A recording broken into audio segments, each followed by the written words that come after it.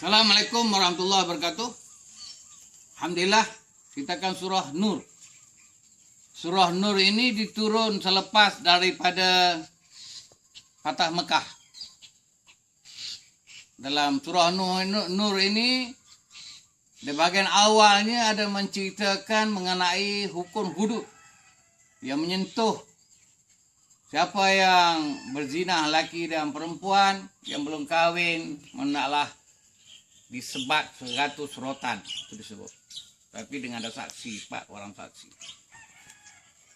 Kiranya seorang yang menuduh seorang itu zina tidak ada saksi, dikira hukum qazaf. Kena disebat 80 rotan. Itu pun disebut dalam surah An-Nur ini. Dalam surah Nur ini juga menceritakan mengenai harta. Wa atuhum mimma lillah.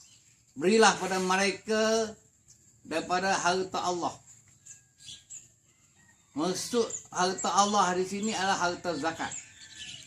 Tanggungjawab orang kaya Islam mestilah mengeluarkan sebahagian daripada harta untuk memberi pada orang miskin dan orang yang hak menerima zakat sebagai wang cukai. Katakan cukai zakat 2,5% daripada hasil pendapatan. Itu disebut dalam surah ini tentang harta zakat itu wajib dikeluarkan dibagi. Dan begitulah juga harta kharaj wajib dikeluarkan pada orang kaya bukan Islam. Sejak bermula pada zaman Umar bin Khattab.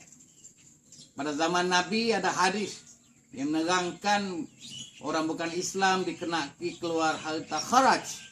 Tapi Nabi tidak sempat mempraktiskan cukai itu, tapi dikuatkuasakan pada zaman Umar bin Khattab dan seterusnya dalam sejarah Islam. Ini menunjukkan sejarah Islam, sejarah percukaian dalam Islam. Hanya dikenakan pada orang kaya Islam atas nama zakat, dan orang kaya bukan Islam atas nama kharaj. Hasil pada pendapatannya 2,5% daripada hasil pendapatan. Ini ya saja cukai yang diutamakan sejarah Islam. Ada pun cukai-cukai tambahan yang lain itu hanya kalau ada sikit saja, tapi tidak melebihi daripada cukai zakat. Sedangkan cukai yang ada sekarang ini adalah membebankan manusia dengan cukai.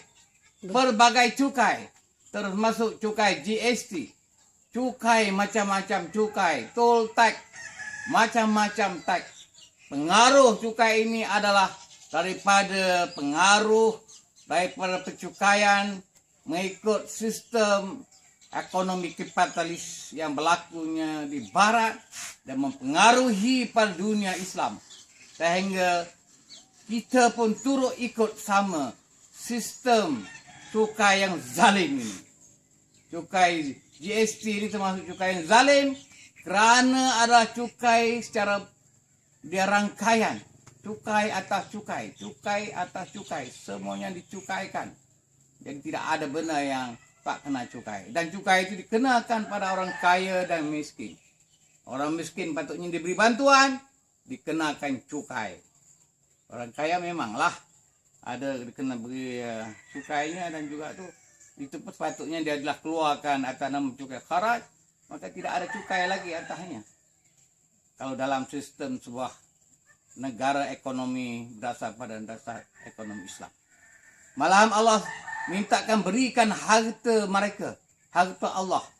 Dalam konteks memahami harta Allah ini termasuk harta kekayaan negara.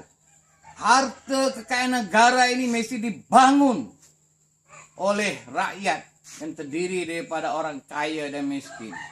Orang kaya boleh kaya, orang miskin juga boleh kaya dengan mendapat habuan daripada orang kaya bagi pada orang miskin untuk berekonomi, membangun ekonomi.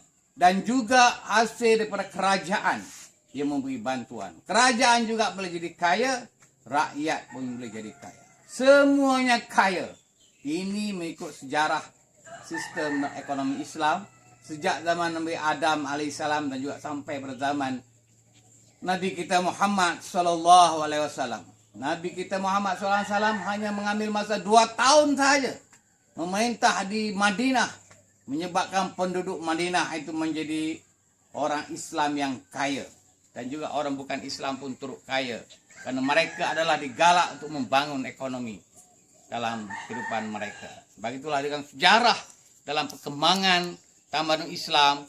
Sepanjang sejarah tamadun Islam, mana orang rakyat diberi kemudahan, kesenangan untuk membangunkan ekonomi dengan dibantu oleh orang kaya dan juga dibantu oleh kerajaan kepada golongan yang memerlukan bantuan, termasuk golongan miskin juga boleh jadi kaya, dan mereka juga bertanggung jawab untuk mengeluarkan zakat atas nama kharaj ataupun fitrah. Inilah mengikutnya dia punya kitaran ilmu ekonomi dalam Islam. Wabillahi taufiq wal hidayah. Assalamualaikum warahmatullahi wabarakatuh.